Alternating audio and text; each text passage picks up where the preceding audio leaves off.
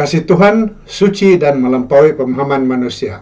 Untuk membantu kita memahaminya, Dia membandingkannya dengan kasih manusia. Namun kita harus berhati-hati agar tidak memanusiakan Tuhan. Dia cemburu dan hatinya tersentuh.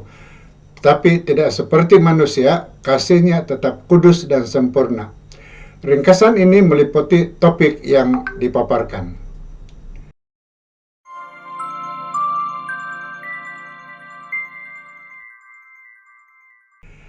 Halo, selamat kita bertemu kembali di channel Wahyu Pengharapan melalui segmen ringkasan pelajaran Alkitab, dan melalui video kali ini saya akan memberikan ringkasan bagi pelajaran yang keempat dengan topik Tuhan Pengasih dan Penyayang. Jadi pastikan Anda menonton hingga ke ujung video ini untuk dapat menyaksikan semua butiran yang menarik dari pelajaran yang terkandung di bawah topik ini yang saya sempat muatkan di dalam video ini. Namun saudara, sebelum itu, jika ini adalah pertama kali Anda menonton video di channel ini, saya mengundang Anda untuk tekan like dan share video ini serta subscribe pada channel ini dan tekan lonceng notification agar Anda tidak terlepas menonton video kami yang akan datang. Tanpa berlengah lagi, mari kita dahului dengan membaca ayat hafalan yang dipetik dari Yesaya 49 ayat 15. Kita baca dari Alkitab Versi Borneo. Dapatkah seseorang perempuan melupakan anak yang disusuinya dan tidak menyayangi anak daripada kandungannya? Ya, dia mungkin akan lupa, tetapi aku tidak akan melupakan engkau. Saudara, ayat ini juga merupakan inti perbahasan kita untuk kajian hari Ahad yang bertajuk Lebih dari Kasih Sayang Seorang Ibu. Kasih seorang ibu termasuk dalam dunia haiwan, mencerminkan pengorbanan demi melindungi anak-anak mereka. Ini merupakan cerminan kasih Tuhan yang ditanamkan di dalam setiap ibu. Meskipun ada ibu yang meninggalkan anak akibat dosa, kasih Tuhan tetap suci dan tidak pernah pudar. Dalam Yeremia 31 ayat 20, Tuhan berbicara mengenai anak kesayangan, melambangkan umatnya sebagai anak yang berharga dan berjanji untuk menunjukkan belas kasihan.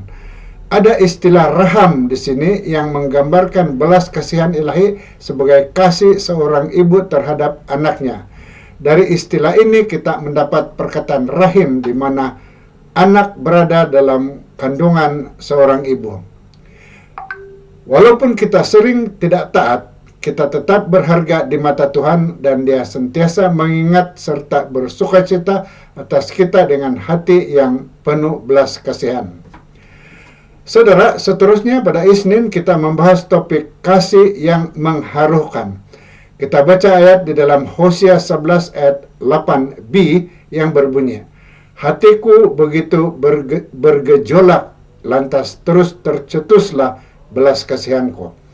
Saudara, dalam ayat ini Tuhan menyatakan belas kasihannya dalam bahasa manusiawi yang menggambarkan kesakitan mendalamnya terhadap umatnya Efraim yang melambangkan kita semua. Meskipun Tuhan telah memimpin dan menyokong mereka, umatnya terus memberontak dan menolak untuk menyembah Dia. Perasaan Tuhan mirip dengan kasih seorang ibu yang rela berkorban demi anaknya. Dalam kisah Salomo, kita dapati seorang ibu yang sebenar menunjukkan kasih sejati terhadap anaknya. Di sini kita melihat secebis gambaran yang menunjukkan betapa dalamnya kasih Tuhan kepada kita meskipun kita sering kali menyimpang darinya. Seterusnya, tajuk kajian kita pada Selasa ialah belas kasihan Yesus. Kita baca dari Matius 14 ayat 14 yang berbunyi, setelah Yesus turun dari perahu dan melihat orang ramai di situ, hatinya berbelas kasih terhadap mereka, lalu Dia menyembuhkan orang yang sakit dalam kalangan mereka. Saudara, sehingga kini kita sudah melihat kasih Tuhan dipamerkan melalui perjanjian lama. Tetapi dalam perjanjian baru, belas kasihan dan rahmatnya dinyatakan sepenuhnya melalui Yesus. Yesus menjamah orang kusta karena Dia berbelas kasihan. Dia menghentikan perarakan pengkemumian di Nain karena Dia merasa kasihan kepada janda ibu itu yang telah menjadi janda. Dia berbelas kasihan kepada orang ramai yang mengikutinya. dan dia berbelas kasihan kepada 5.000 orang yang belum makan. Dan seterusnya dia berbelas kasihan kepada seorang yang buta. Dan Yesus merindukan Yerusalem yang menolak dia, yang selama ini dia coba kumpulkan dan lindungi bagaikan seekor ibu ayam yang menjaga anaknya. Bukti terbesar belas kasihannya adalah pengorbanannya sendiri untuk kita di kayu salib. Saudara, kajian kita pada hari Rabu amat menarik, topiknya yang berbentuk soalan, Tuhan yang cemburu. Kita dahului dengan membaca dua petikan ayat. Pertama dari Keluaran 34 ayat 14 yang berbunyi, kamu tidak boleh sujud menyembah Tuhan lain karena Tuhan yang namanya cemburu ialah Allah yang cemburu. Ayat yang kedua kita petik dari Nahum pasal 1 ayat 2, katanya, Tuhan itu Allah yang cemburu, Tuhan itu pembalas dan penuh dengan kemurkaan. Tuhan membalas perbuatan para penentangnya dan menyimpan kemurkaan terhadap para musuhnya. Saudara, sifat cemburu ini mempunyai dua aspek, yaitu positif dan negatif.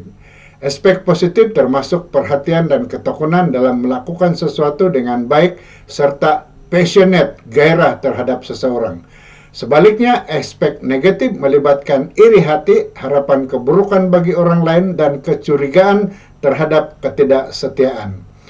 Namun, cemburu ilahi bebas dari aspek negatif. Ia berasal dari kasih yang mendalam dan mendorong Tuhan untuk menginginkan kebaikan untuk kita. Cemburu Tuhan bertujuan agar kita menyembah Dia sebagai satu-satunya Tuhan.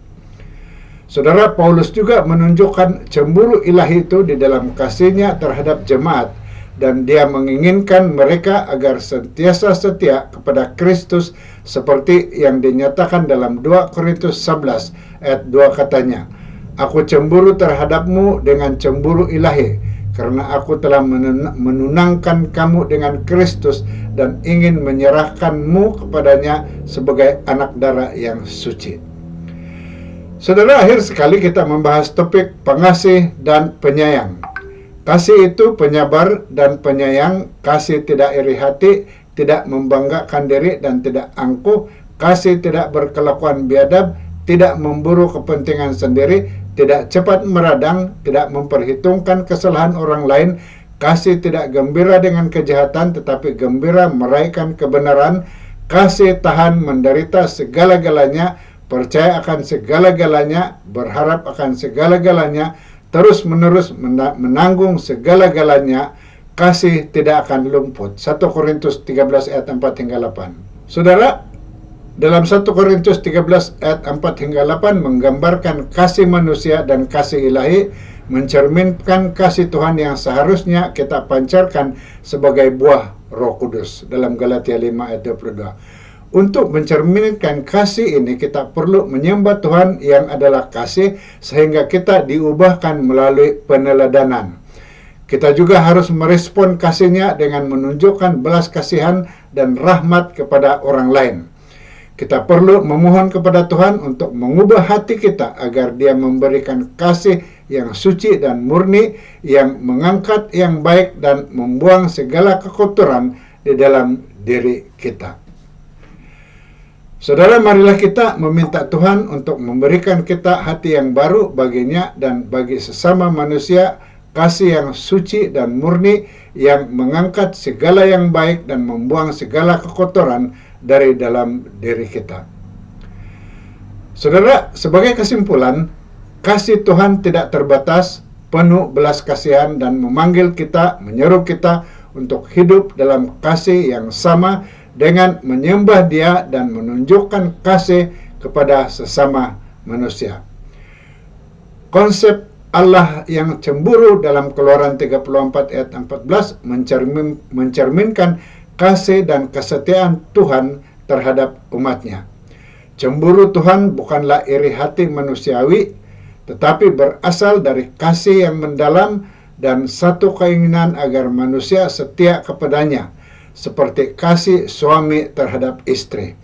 Tuhan menghendaki hubungan eksklusif tanpa penyembahan kepada ilah-ilah lain.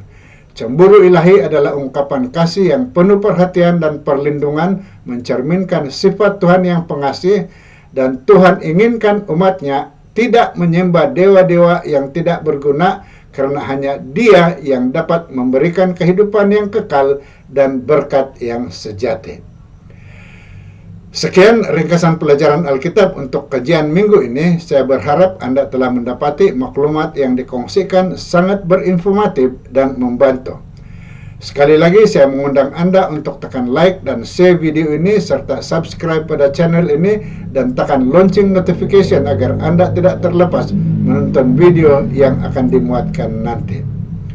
Dan sekali lagi juga, jika Anda ada pertanyaan atau pandangan yang ingin dikongsikan, sila luangkan masa untuk meninggalkan komen di bagian komen di bawah ini atau hantarkan ke nomor yang tertera. Terima kasih karena menonton dan jumpa lagi di video akan datang. Tuhan memberkati Anda.